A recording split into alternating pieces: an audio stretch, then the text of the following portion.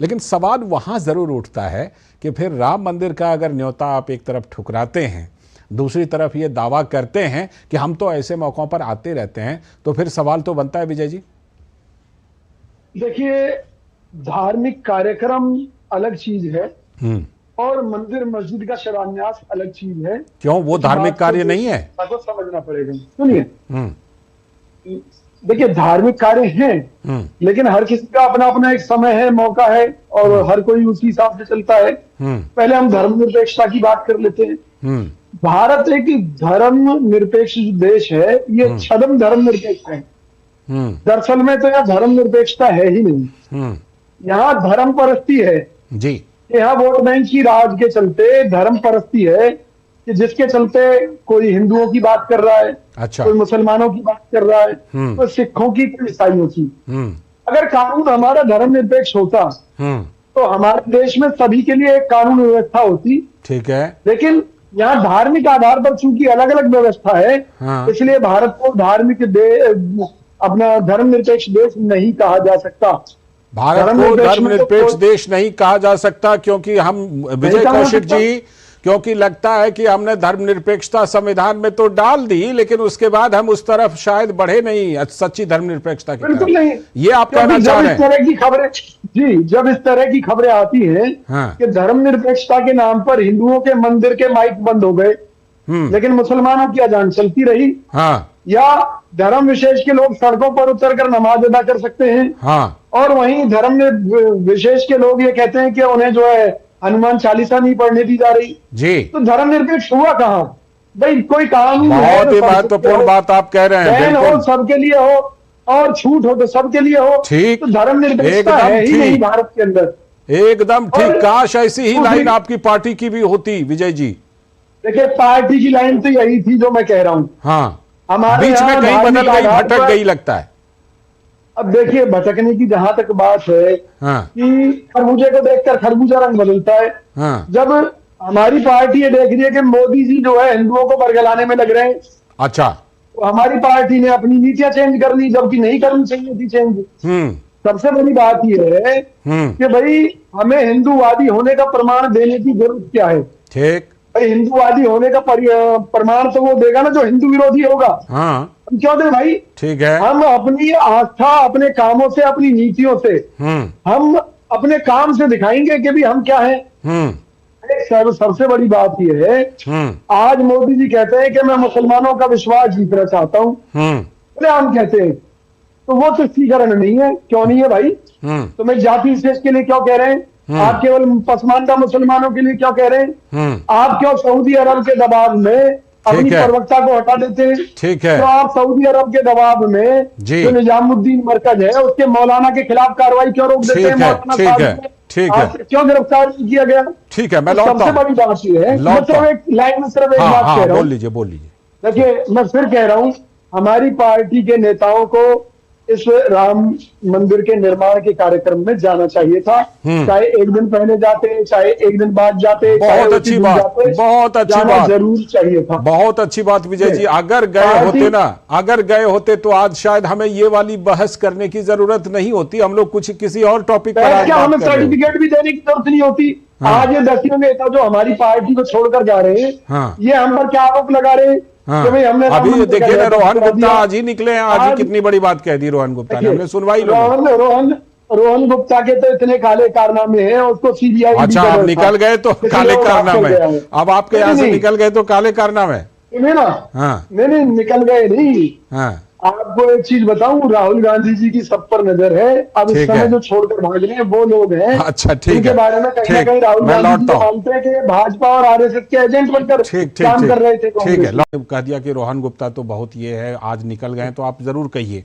इसके पहले एक बहुत सारे नेता, मुझे लगता है उनमें आप भी शामिल हैं, मैं आपको भी उसमें शामिल करता हूं। प्रमोद कृष्णम, आचार्य प्रमोद कृष्णम थे, वो थे। उनका कहना था कि कहीं ना कहीं हाल के दिनों में जो गांधी की कांग्रेस है ना, उसको जबरदस्ती मार्क्स की कांग्रेस बनाने की कोशिश की जा रही है। ये कई बार ये बातें उभर करके सामने आई हैं। बिल्कुल सही है। देखिए, ना मैं गांधी की बात करूंगा, ना मैं मार्क्स की बात करूंगा, क्योंकि सबकी अपनी विचारधारा है और मैं उधार की विचारधारा से नहीं जीता। मैं आपको बता दूं कि जो हमारे देश की जो राजनीति है वो 4 नीतियों पर आधारित है, साम दाम दंड भेद। अच्छा। उन नीतियों के तहत देश का कोई भी नेता किसी भी स्तर तक गिरने के लिए जाने के लिए तैयार है। धर्म को तो किसी ने समझा नहीं, क्योंकि यहाँ धार्मिक आधार पर 3 कैटेगरी हैं। एक उन लोगों की है जो ये कहते हैं कि भी हर किसी में ईश्वर है, ये है वो है, मतलब आप उसे कण कण में ईश्वर है के नजरिए से आप उन्हें ज्ञान के नजरिए से कह सकते हैं कि भी वो बेशक अल्पज्ञानी है, लेकिन ये है कि भी वो अपने कमा रहे हैं, खा रहे हैं और अपना मस्त है भाई, जो जैसा भी पूजा कर रहे हैं। और एक है अपने आप को बहुत ज्यादा ज्ञानी समझने वाले, जो ये समझते हैं कि भी हमने तो धर्म को पूरा जान लिया, उनका अपना अहंकार है। एक बीच के लोग हैं, वो क्या करते हैं, वो कोई भांग पी रहा है भगवान को प्राप्त करने के लिए, कोई दारू पी रहा है, मंदिरों में दारू भी चढ़ रही है, आपको मालूम है। तो नेताओं ने इन सभी कैटेगरी को, धार्मिक लोगों की इन कैटेगरीज को बड़ी अच्छी तरह समझा जी, और इनके माध्यम से शासन किया है। इसलिए हिंदू धर्म हो, चाहे मुस्लिम धर्म हो, चाहे सिख, चाहे ईसाई, इन सब का इस्तेमाल हुआ है। ठीक है। सही मायने में तो इन सब का ऐसा इस्तेमाल हुआ है कि गरीब मुसलमान या गरीब मुसलमान की स्त्री या परिवार, किसी भी जो उनका मौलवी है उसने उनका भला नहीं किया, शोषण किया। किसने इस्तेमाल किया है विजय जी? विजय जी, इस्तेमाल किसने किया है मुझे बताइए, क्योंकि आपका 6 दशक तक आपका शासन रहा, किसने इस्तेमाल किया है, बता दीजिए वो बात भी। देखिए, मैं आपको बड़े स्पष्ट शब्दों में बताना चाहता हूँ। कांग्रेस के ऊपर ये आरोप है कि उसने मुसलमानों को पिछड़ा बनाए रखा, सच्चर कमेटी की रिपोर्ट भी यही कहती है, मूर्ख बनाए रखा। और मोदी जी कहते हैं कि कांग्रेस ने उनका इतना तुष्टीकरण किया है कि इस देश में हिंदू डर कर जी रहा था। तो सबसे पहले तो वैसे दोनों दो बातें हैं। सच्चाई क्या है? देखिए, एक सच्चाई तो ये है ना, एक सच्चाई तो ये है ना कि यूनिफॉर्म सिविल कोड संविधान में होने के बावजूद लागू नहीं किया गया। आज भी उस पर आप मतलब कांग्रेस पार्टी की तरफ से सीए, मैं आ रहा हूँ सीए पर, यूसीसी पर जब विरोध आता है तो वो बातें समझ में आती है ना कि आप तो करते हैं उस तरह की वोट बैंक की राजनीति के चलते जो कांग्रेस ने अपने अंदर बदलाव किए, उसका नुकसान कांग्रेस पार्टी को भी उठाना पड़ा और देश को भी। और आज जो मोदी जी कर रहे हैं उसकी भारी कीमत देश को चुकानी पड़ेगी, क्योंकि इनके राज में सबसे ज्यादा हिंदू बेरोजगार हुआ है, सबसे ज्यादा हिंदू कर्जदार हुआ है, सबसे ज्यादा हिंदुओं की आर्थिक हालत खराब है। और मैं इससे ज्यादा क्या कहूँ कि मुस्लिम अब खुलकर ये कहते हैं कि भाई वो तो जो मजदूरी के काम करते थे वो आज भी कर रहे हैं। अगर रोजगार छिन रहा है तो हिंदुओं का छिन रहा है। ये कैसी हिंदुवादी सरकार है? अच्छा, ये क्वेश्चन मार्क तो देश के मुसलमान भी आज बीजेपी पर खड़ा कर रहे हैं। हमारी पार्टी को भी ये स्वीकार करना चाहिए कि हम कोई भगवान तो है नहीं कि जिनसे गलती नहीं हो सकती, और जो गलतियां की हैं उनके लिए हमें माफी मांगने से भी गुरेज नहीं होना चाहिए। जैसे अगर धर्म निरपेक्षता को समझना है और भारतीय राजनीति के चरित्र को समझना है तो अभी भाजपा प्रवक्ता ने जो बयान दिया है उससे बड़ी आसानी से समझा जा सकता है। उन्होंने कहा कि मुलायम सिंह यादव वो व्यक्ति थे जिन्होंने कार सेवकों पर गोली चलवाई। तो भाई, उस कार सेवकों के हत्यारे को मरणोपरांत मोदी जी ने पद्मश्री से सम्मानित क्यों किया गया? अच्छा। ये दोहरा चरित्र है। ठीक है। और आपको सही बात बताऊं, हमारी पार्टी की कमी ये रही कि आरक्षण। देखिए, अगर हम ये कहते हैं कि हमारा देश धर्म निरपेक्ष है तो आरक्षण जाति के आधार पर कभी होना ही नहीं चाहिए था। बहुत अच्छी बात। लेकिन आज जातिगत जनगणना कांग्रेस के मैनिफेस्टो में शामिल है। जाति जनगणना सुनिए ना अब देखिए ना भाई, हमारी पार्टी में अलग अलग विचारधारा के लोग घुस गए हैं। कांग्रेस की जो मूल विचारधारा है वो ये नहीं है। वो जितना हम इस तरफ जाएंगे, लेकिन यहाँ हमारे लिए एक दुविधा हो जाती है विजय जी कि हम कांग्रेस की विचारधारा को कांग्रेस की मैनिफेस्टो से जाने या विजय कौशिक जी की बातों से जाने, हमारे लिए ये दुविधा पैदा हो जाती है। नहीं, जो मैं कह रहा हूँ कांग्रेस की असल विचारधारा वही है। मैनिफेस्टो तो परिस्थितियों के आधार पर बनाए जाते हैं। कि जिसमें 10 लोगों ने कहा कि भी हमें तो इस चीज से खुशी होगी, तो ठीक है, पार्टी ने कह दिया भाई ठीक है हम ये इस काम को करेंगे। जबकि जब देश की, उसमें तो केवल देश की बात है। ठीक है, मैं आप सभी के पास जुड़ूं, भूरी रह गई थी, तो पहले विजय कौशिक जी अपनी बात पूरी करेंगे, उसके बाद बाकी सभी के पास जाऊंगा। विजय कौशिक, मैं ये कहना चाहता हूँ कि जब हम धर्मनिरपेक्षता की बात करते हैं तो इस देश में अगर आरक्षण होना चाहिए था, ठीक है, तो धार्मिक आधार पर बिल्कुल नहीं होना चाहिए था।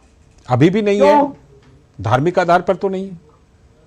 नहीं, देखिए लालचंद जी, माननीय लालचंद जी, आज देश में जो आरक्षण है वो धार्मिक आधार पर भी है। आप बताइए, जब आप आरक्षण मांगते हैं तो आपसे आपकी जाति पूछी जाती है या नहीं पूछी जाती? जाति आधार पर है। ठीक है, ठीक है, जाति आधार पर। वो आपने धार्मिक आधार बोल दिया था ना। हमारी मतलब वही जाति आधार धार्मिक आधार एक ही है, क्योंकि जब हम दोनों अलग अलग है वैसे।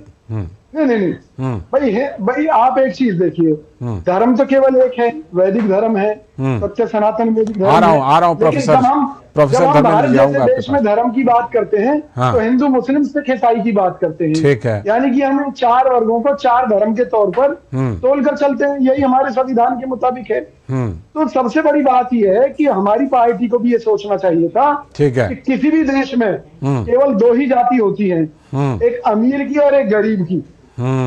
एक अमीर की, एक गरीब की। अच्छा देखिए, वो पहले भी चल रही थी, वो आज भी चल रही है। अनंत विजय जी तो खैर चले गए हैं। विजय कौशिक जी, कितनी बड़ी विडंबना है कि आज आप जो बात कह रहे हैं ना, आज की तारीख में प्रधानमंत्री मोदी उस पर सबसे ज्यादा जोर देते हैं। कहते हैं गरीब ही हमारे लिए जाति है।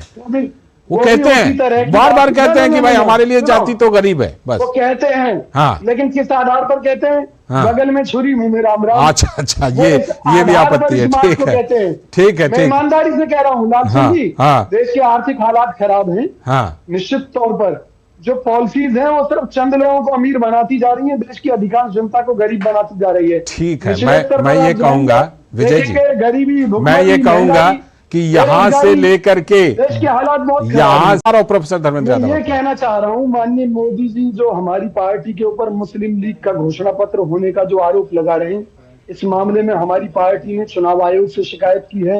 हमें पूरी उम्मीद है कि मोदी जी को ईद का जवाब कानूनी रूप से पत्थर से ही मिलेगा। उन्हें अगर इस देश में लोकतांत्रिक व्यवस्था है, सिद्धार्थ ये कह रहे हैं कि भाई आप गलत आरोप लगा रहे हैं, चाहे सुप्रीम कोर्ट के द्वारा मोदी जी को जवाब देना पड़ेगा, सिद्धार्थ तरह के झूठे आरोप बंद करने पड़ेंगे। और दूसरी चीज मैं जवाब दे देता हूँ लालचंद जी। लालचंद जी, जवाब तो इनको देश की जनता दे देगी। कौन से ईंट का जवाब पत्थर से देंगे? जवाब तो देश की जनता देगी आपको। क्या नहीं लिखा आपने वही बात? मैं कैटेगोरिकली बता दूं आपको एक बात जो आपने लिखी है। मेरी बात सुन लीजिए, पहले मेरी बात पूरी होने नहीं दीजिए। अगर आप देश के मुसलमानों से इतनी नफरत करते हैं तो बाहर निकाल दीजिए देश के मुसलमानों को देश से बाहर। कांग्रेस पार्टी तो ये मानती है कि मुसलमान इस देश का हिस्सा है, इनको भी जीने का हक है। और वो सब मानते हैं, वो तो सब मानते हैं। आपके नेता कहते हैं, मुझे लगता है सिद्धार्थ भी ये कहेंगे। हाँ विजय जी, ये कैसी बात? देखिए मैं कह रहा हूँ ये तो मुद्दा ही नहीं। मैं फैक्ट पे जवाब दूंगा, मैं जवाब नहीं दूंगा।